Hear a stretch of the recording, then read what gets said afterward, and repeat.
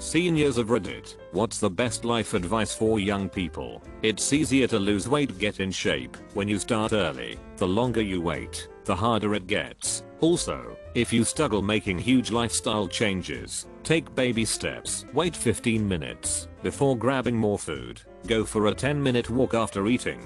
If you get a burger, take one or both buns off. Do a deep stretch first thing in the morning. Little changes are easier to stick to and build up quick. People in your life will treat you weird when you start making changes. Most people don't like change. Even if it's good, it makes them feel a little uncomfortable because they have to adjust to you being different. Some are just narcissist. In their view, if you do good then it means they're doing bad. Essentially, you're insulting them. You might want to drop those people in particular. Enjoy the people closest to you and tell them you love them. You never know how long they'll be around. I'm in my 60s now and still miss my mom and dad. If you're looking for a lifetime partner, it will be the one who has your back and who is your best friend. Even on bad days, your life partner is the only family member you ever get to choose. You don't pick your kids, your parents, your in-laws. Make the one choice you get count. There are plenty of family members I'd trade in. Some I can stand for a while. Some I even like to be with. But there's only one I would take with me, a desert island. Only one I would want to wake up with every single day of existence. If you pick your partner well, you will be happy whatever happens in life. Adults don't know what they're doing. There isn't some point in your life when you go from WTF is going on to okay, I've got it all figured out. Knowing that, don't stress that you don't have it all figured out. You're not behind the curve. If you're trying to find yourself or have no idea where you want to be in 5 years, experiences is more valuable than material things. Even bad experiences become good stories for later. I know that is what people say, but honestly, I don't think it is really a rule. To me, it is more a balance between both. To me, living a simple life with someone you love in a comfortable place and spending some quality time with that person is really the essence of happiness. After that, of course you want to travel and you want to party less and less with age, in my case. But playing guitar on a nice instrument or watching series on Netflix on nice TV with a nice sound system and buying good wine and good food, which you cook in a nice kitchen, all that may seem like stuff, but it does provide pleasure every day around the repetitive cycle of life. In that sense, stuff is something one can enjoy a lot, and that can make one's life very nice to live. So of course you also want to travel, and you also want to see a nice concert, and it creates memories that never go away, of course. But to me, trying to live ultimate experiences every day and spending all your money in travels or in experiences is as bad as not doing anything because you want to own 32 luxury Rolex watches. To me, having a good balance between nice things you use all the time and nice experiences you will remember and still talk about decades later with the person you love is what makes life perfect. Don't let being in a relationship take the front seat in your life at 20. You'll have your whole adult life to get into a partnership and go through everything in that arena. Learn to be alone first. Figure out what makes you truly happy without someone else's needs or actions clouding your judgment, and make sure you enjoy your own company, have fun and be free while you can. Never sell your safety or health for wages. Those people you think you are impressing that say you're so irreplaceable, wait till you're hurt and out 8 weeks. They won't miss you long enough to fill your parking space. Never give your life to your job. Your paycheck is a tool. Save your heart for your family. They will be around longer.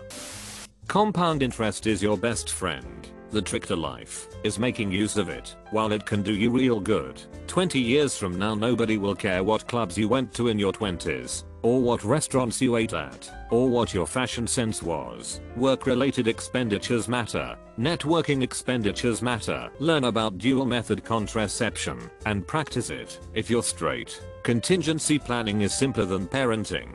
The worst romantic relationships start out beautifully because one of the individuals is putting on an act. They can't keep up the act long. The two most reliable ways to avoid an abusive relationship are to break it off early with someone who tries to rush commitment and/or someone who has control issues. I don't know if it's my best advice, but it's what comes to mind first. If your job is miserable because of a bad workplace environment, move on as soon as possible. It's just a job. It'll probably never get better, and it will ruin your life and possibly your health. I once stayed in a toxic workplace far too long. I dreaded going to work every day. My blood pressure was literally 180 hundredths, and I was on my way to ulcers before I finally left. Don't expect respect from other people.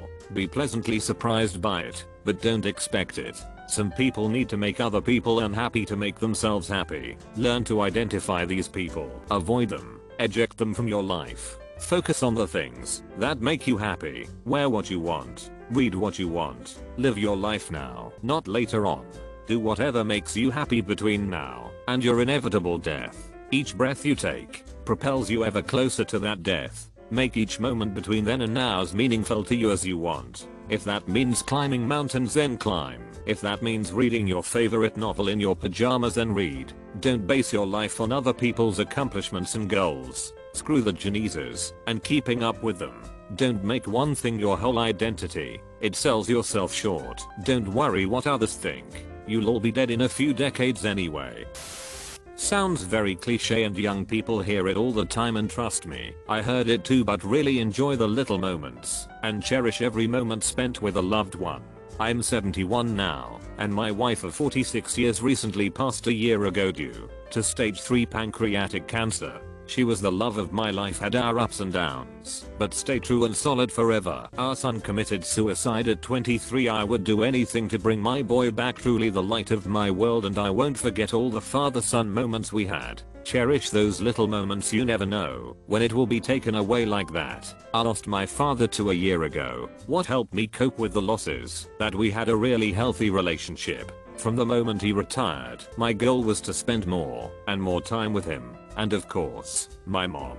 I hear a lot of people saying that they hope they spent more time with their loved ones or told them how much they love them after they are gone.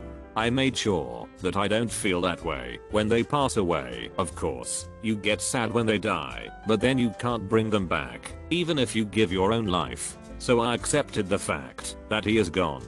At times, I thought that I should have died in place of him, but then I realized it is far more painful for a parent to bury their child. I wish no parent has to see their child die. Now, I know that many people don't believe in God or afterlife, but I do. I know in my heart of hearts that we never really die, and we each have a soul group with whom we get incarnated again and again to enjoy this earthly life. All this love that we feel doesn't just dissipate out and is carried through lifetimes. I've started reading a lot of books on this topic and found a common theme between East and West philosophies. My father died at 63 last year from COVID, just 3 years after retirement. We were the happiest family I knew. When time came, no amount of money could save him. I'm a bit disillusioned by the concept of money now. Of course, you need it for basic survival, but most of us has enough to last a lifetime.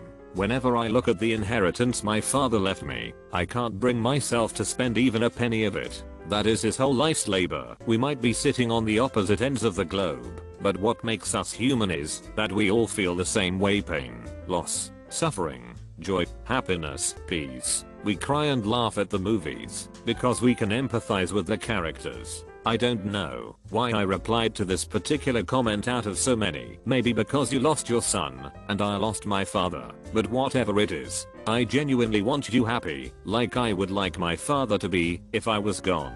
I'm sure you will meet again with your loved ones and have another great story.